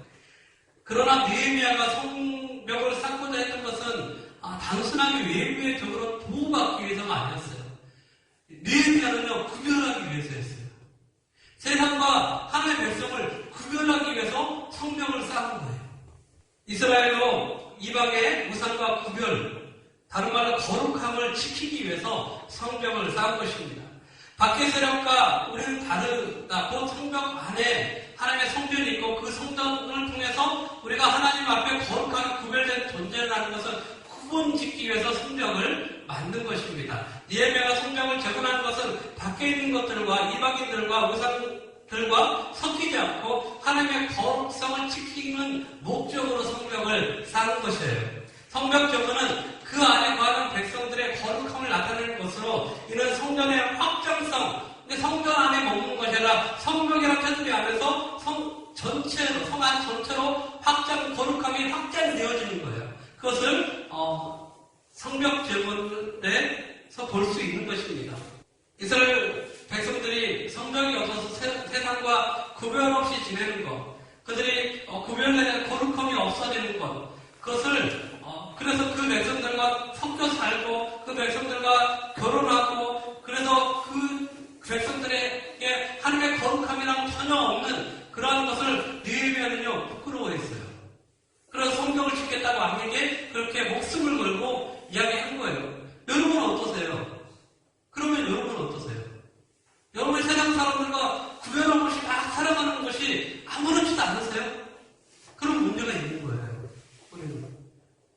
느헤미야는 그것이 부끄러웠단 말이에요. 그래서 하나님의 백성을 구별하기 원했던 거예요. 저는 여러분들이 세상 사람과 내가 아무렇지도 않게 어울리는 거 그거에 대해서요 좀 부끄러움이 있어야 돼요. 부끄러움이 있어요. 그래서 여러분 안에 하나님의 거룩함을 좀 넓혀가는 저와 여러분 되시기를 부탁을 드립니다. 느헤미야는 이 하나님의 성벽을 지을 때요 이게 성별을 했어요. 성별 구별했단 말이에요. 성스럽게 구별했단 말이에요. 이 성전을 지을 때마다 3장 1절에 보면 때의 대제사장 엘리야십이 그 형제 제사장들과 함께 일어나 양문을 건축하여 성전에 문짝을 달고 또 성벽을 건축하여 한메아 망대에서부터 하나넬 망대까지 성별하였고, 그러니까 느헤미야는 성벽을 짓고 문을 만들 때마다 이것은 거룩한 것이다라고 선언했다는 거예요. 선언. 그리고 7장 1절 2절에 보면요, 문짝을 달고 문지기와 노래하는 자와 레위 사람들을 세운 후에, 아니 문 달았으면 그냥 문지기만 세우면 되지 거기에 레위 사람을 왜 세워요? 안 그래요?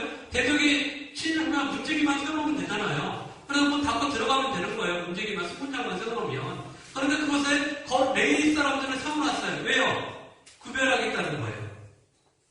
이 안과 이 밖을 구별하겠다는 거예요. 그래서 하나님의 뜻과 하나님의 거룩함을 해치는 것들이 들어온다면 막겠다는 뜻을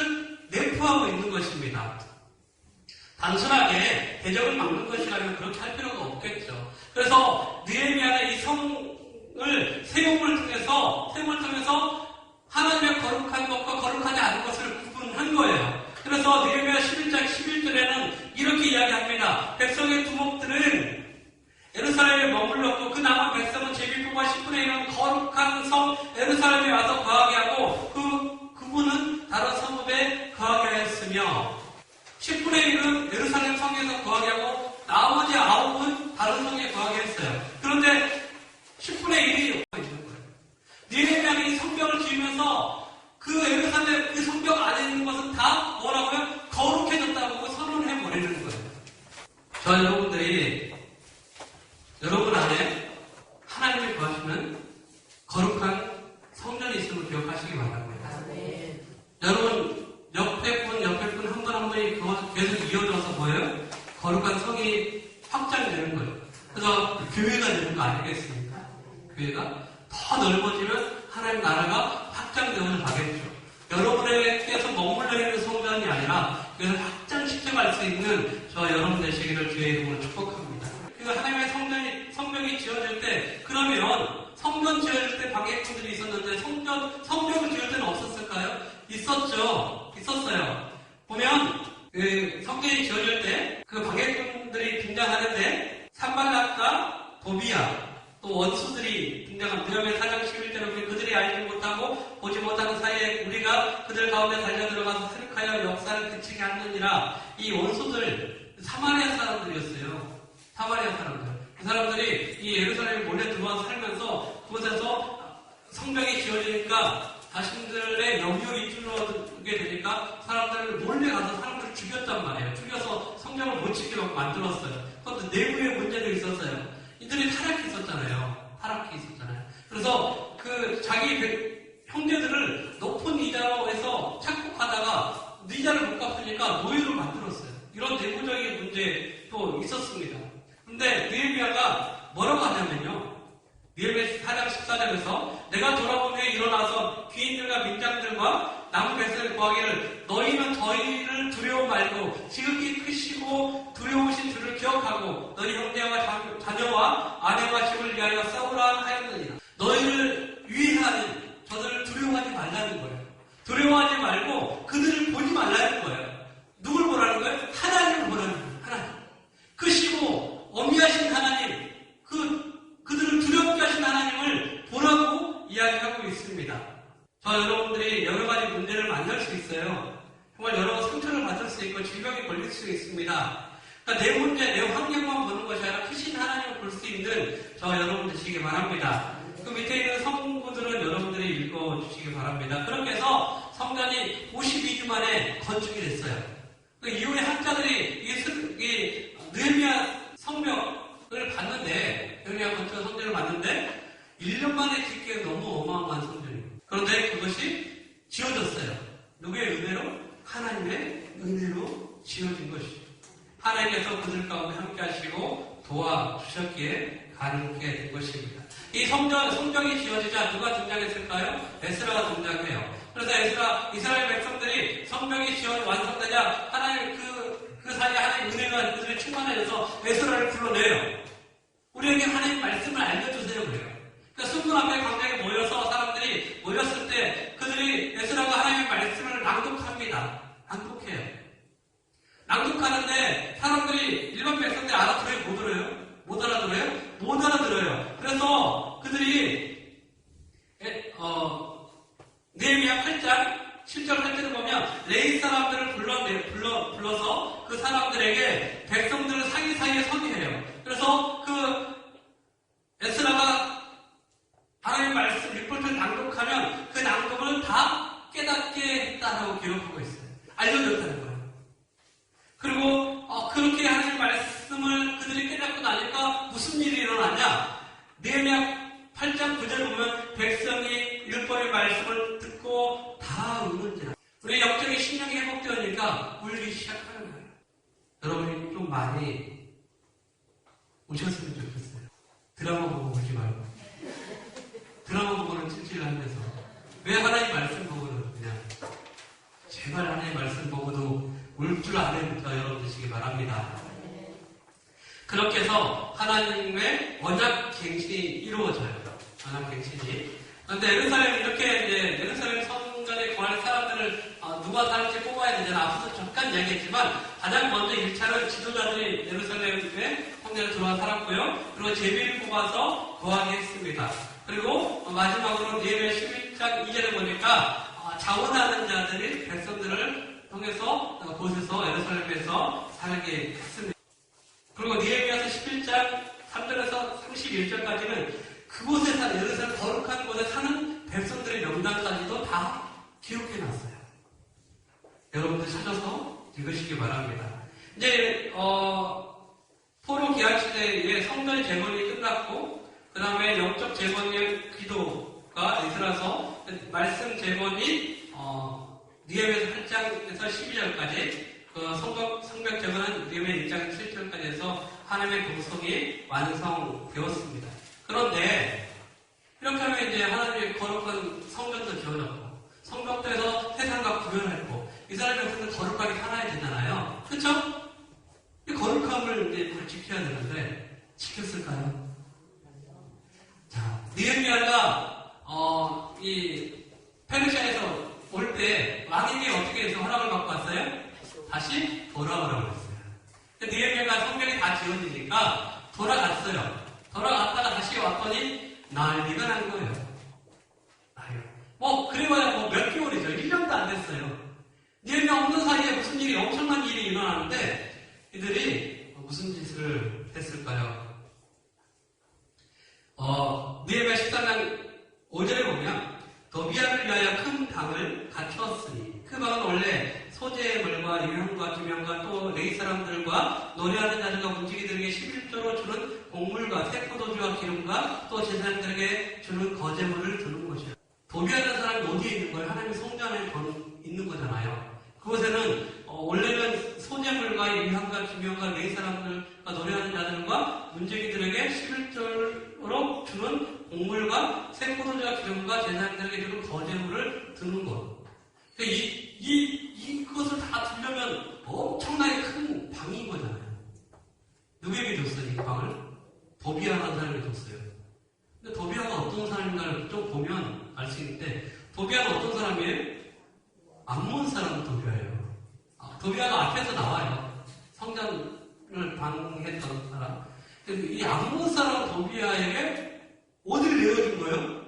하나님의 성전. 근데 이 암몬 사람이 성전에 들어오면 돼요, 안 돼요? 못 들어오게 했어요. 이스라엘 백성들이 가나안에 들어올 때 이 암몬과 모압 사람들이 이스라엘을 저주했단 말이에요. 그래서 암몬과 모압은 이스라엘 백성의 회중에 들어오지 못하게 하시라고 하나님께서 명령을 하셨어요. 그런데 이 하나님의 율법을 말씀을 거역하고 지금 도비아를 갖다가 하나님의 성전 기명을 두는 곳에다가 뒀어요. 하나님의 율법을 깨뜨린 것이고 또 문제가 있었는데 그 도비아가 있는 곳에 뭐가 있는 거예요? 제사장들에게 주는 거제물을 주는 곳이다. 제사장에게 이렇게 생활할 수 있도록 양식을 주는 걸로 갖다가 도비아에게 줬으니까 양식 줄 데가 없는 거죠. 그러니까 제사장들에게 먹을 걸 줬어요? 안 줬어요? 안 줬어요. 제사장들이 배가 고프지면 어떻게 해요?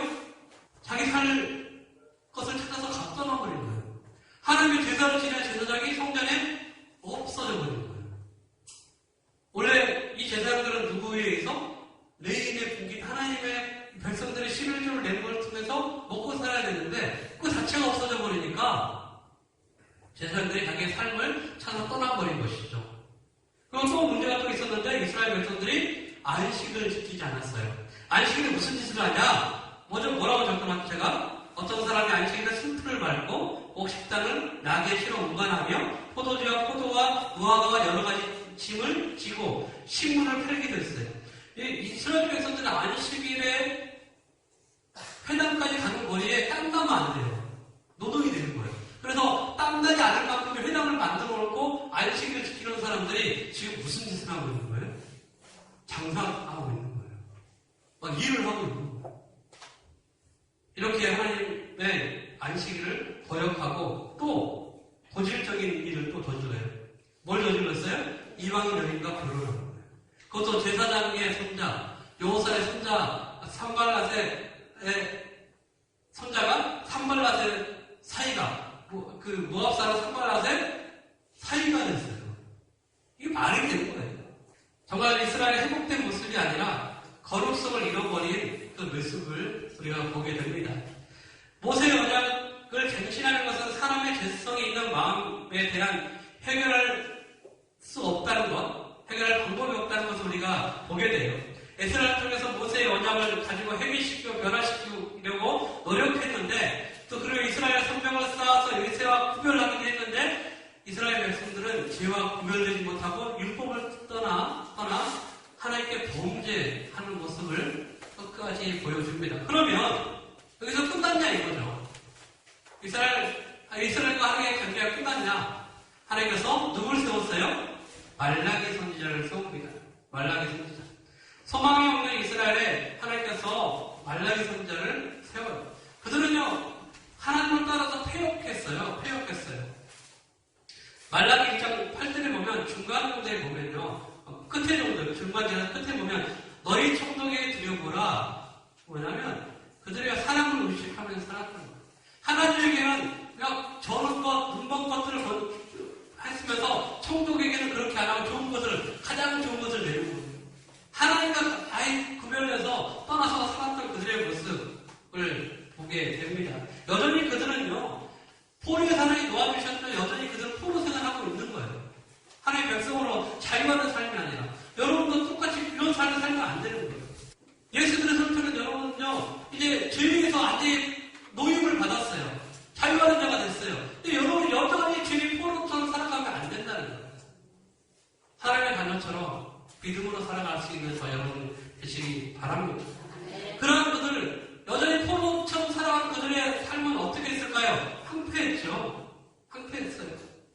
내가 너희 위하여 한총을 금하여 너희 토지 소산을 면하지 않게 하며 너희 밭에 포도나무의 가시를 기한대로 떨어지지 않게 하리니 이것은 바로법이잖아요. 근데 지금 이스라엘 백성은 뭐예요? 여전히 그들은 그것이 황충이 와서 먹어버리고 토지 소산은 이미 황폐해져서 기한전에 그냥 다 가시 떨어져 버리는 그런 삶을 살고 있는 거예요. 그런데 너희가 내게 돌아오면 하나님께서 이것을 회복시켜 주겠다라고 말씀하고 있는 것입니다. 그리고 이스라엘 백성들은 얼마나 악하게 살았냐면 말라기 2장 17절에 보면 끝에 보면요 또 말하기를 공의 하나님 어디 계시냐? 야 하나님이 계시면 이렇게 내버려 두시겠냐? 하나님의 백성들이 하나님이 없는 것처럼 살아가는 거예요. 악인이 잘 되는 것이 그냥 그것이 좋은 것처럼 막 살아가는 거예요. 하나님이 계신 걸 우리가 의식한다면 그렇게 살면 안 되는 거예요. 자신의 삶을 좀 더 거룩하게 하려고 하나님 보시기에 부끄럽지 않게 하려고 우리가 그런 노력이 필요하지 않나 생각합니다. 하나님은 어디 계시냐? 아니에요. 그분 하나님이 계시지 않아서 그런 게 아니라 그들의 죄악 때문에 그런 거예요. 그래서 말라기 선지자는 그들의 죄악들을요 다 드러내요. 말라기 1장 2절에 여호와께서 가라사대 내가 너희를 사랑하였노라 하나 너희를 이르기를 주께서 어떻게 우리를 사랑하셨나이까 하는도다. 나 여호와가 말하노라 예서는 야곱의 형이 아니냐 그러나 내가 야곱을 사랑하였고 하나님께서 선택적으로 사랑했다는 거예요. 이스라엘 백성들은 하나님께서 의지적으로 사랑했다는 거예요. 근데 그들은 뭐라고 그래요? 하나님은 우리를 사랑하지 않았다고 이야기하는 거예요. 그런데 하나님께서 그들을 사랑하지 않은 것이 아니라 그들의 죄의 문제가 있었어요. 말라기서 제가 죄를 쭉 적어놨죠. 말라기 1장 1절에서 5절에 제사장들의 죄, 또 말라기 1장 6절에서 14절에 흠 있는 제물을 드린 죄, 그리고 그 하나님의 이름을 더럽힌 죄, 형제들에게 거짓을 행한 죄, 성서를 더럽힌 죄, 이방 여인과 결혼하여 이방 신을 섬긴 죄, 남편이 아내에게 신실하지 못한 죄, 하나님이 악한 자를 사랑한다고 잘못 판단한 죄, 품꾼을 압제한 죄, 점치는 죄, 가늠한 죄, 나그네를 모른 척하는 죄, 과부와 과부를 괴롭힌 죄, 11조와 봉헌물을 드리지 않고 훔친 죄, 이런 죄악들이 그들의 삶을 황폐하게 만든 거예요. 스가랴서 6장 3절에 그러므로 너희는 만군의 여호와께서 이처럼 이르시되 너희는 내게로 돌아오라. 나 여호와의 말이니라. 그리하면 내가 너희에게 돌아가리라. 나 만군의 여호와의 말이니라.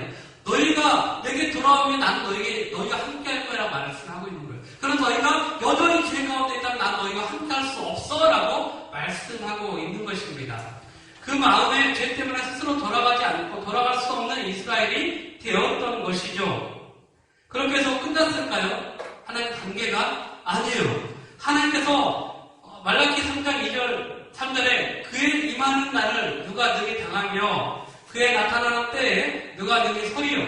그는 금을 연단하는 자의 불과 회복하는 자의 전물과 같을 것이라. 그가 은을 연단하여 깨끗하게 하는 자 같이 앉아서 내 자손을 깨끗하게 하되 은같이 그들을 연단하리니 그들이 의로운 제물을 나 여호와께 드릴 것이다. 하나님께서 어떻게 하시겠다고요? 깨끗하게 하신다는 거예요. 그러나 말라기 3장 5절에서는 내가 심판하러 너희에게 임할 것이라. 수술하는 자에게와 간음하는 자에게와 거짓 맹세하는 자에게와 품꾼의 싹에 대하여 어긋게 하며 가부와 보안을 압제하며 나그네를 어긋게 하며 나를 경외치 아니하는 자들에게 속히 증거하리라. 만군의 여호와의 말이니라. 여호와가 말하였더니라. 하나님께서 심판하기 위해서 임하신다는 거예요. 오셔서 그러면 어떻게 하시겠냐?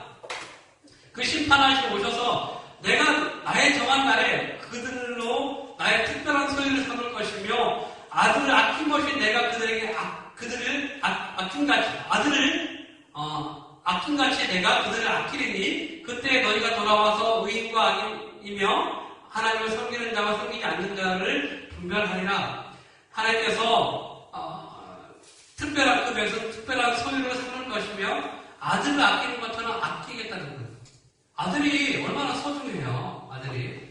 그런데 그 아들을 아낌같이 아껴주시겠다라고 말씀하고 있습니다. 지금이야 남녀 성비 평등하다라고 우리가 이야기하지만 당시에는 아들에 대해서 굉장히 중요하게 생각했던 시대 아니겠어요? 그렇기 때문에 그 아들처럼 아껴주시겠다고 말씀하고 있어요. 그런데 나의 사자를 먼저 보내시겠다고 말씀하고 있습니다. 말라기서에서 만군의 여호와 이름으로 내가 내 사자를 보내리니 그가 내 앞에서 길을 예비할 것이요 너희의 사모하는 바 언약의 사자가 임하게 될 것이다. 나의 사자가 누구냐? 말라기서 4장 5절을 보면 엘리야라고 해요. 내가 선지 엘리야를 너희에게 보내리니 라고 말씀하고 있습니다. 엘리야를 통해서 먼저 그들에게 보내시겠다고 말씀하고 있어요. 말라기 4장 6절에 보면 그가 아비의 마음을 자녀에게 돌이키게 하고 자녀들의 마음을 그들의 아비에게 돌이키게 하리라. 돌이키지 아니하면 들을 건데 내가 와서 저주로 그 땅을 칠까 하노라. 그가 아비의 마음을 자녀에게로 돌이키게 하고 자녀의 마음을 그들의 아비에게로 돌이키게 할 것이다 라고 말씀하고 있어요. 말라기서 4장 4절에 너희는 내가 호렙에서 온 이스라엘을 위하여 내 종 모세에게 명한 법, 곧 율례의 법들을 기억하라. 하나님의 언약을 지키며 살 것을 그 백성에게 말씀하면서 말라기서를 마치죠. 우리가 성경 건축 시대를 함께 공부했는데요. 이제 다 끝났어요, 사실은. 포로 기한이 70년 후 고레스 침략으로 유다가 예루살렘으로 돌아오게 됩니다. 성전 건축이 이루어졌죠. 스룹바벨과 여호수아의 주도로 성전 건축이 이루어졌고 그들이 성전을 멈췄을 때 학계 선지자와 스가랴 선지자를 통해서 말씀하시죠. 성벽 제거는 느헤미야를 통해서 이루어졌습니다. 이스라엘 백성들이 성전을 건축하고도 이방 여인들과 살고 또 그들이 하나님의 거룩함을 지키지 못할 때 에스라 선지자를 통해서 기도를 통해서 그들을 회복시키고 성벽이 제거한 후에는 또 에스라를 통해서 그들이 말씀으로 다시 성결케 되어지는 것을 우리가 보게 됩니다. 그러나 말라기 선지자를 통해서 메시아의 예언을 우리에게 말씀하고 있습니다. 그렇게 해서 300년 동안 침묵의 시기를 보내요. 그리고 하나님께서 예수 그리스도에 대해서 말씀하시기 시작하는데 여러분 제가 성경 말씀을 누가복음 1장 8절에서 16절까지 쭉 적어드렸는데 자 신복의 사명년이 지나고 처음 이야기가 누가복음 1장 11절에서 이야기합니다. 주의 사자가 저에게 나타나 향단 우편에 선지라. 그리고 사가랴가 보고 놀라 무서워하니 천사가 이가 가라사대 사가랴여 무서워 말라. 너희의 감감에 들린지라. 내 아내 엘리사벳이 내게 아들을 낳아주리니 그 이름을 요한이라 하라. 400년이 지난 후에 말라기를 통해서 말씀한 400년이 지난 후에 사가랴에게 하나님의 말씀이 임하게 됩니다. 그리고 신약이 시작되어지죠. 자, 이제 다 끝났습니다. 수고하셨습니다.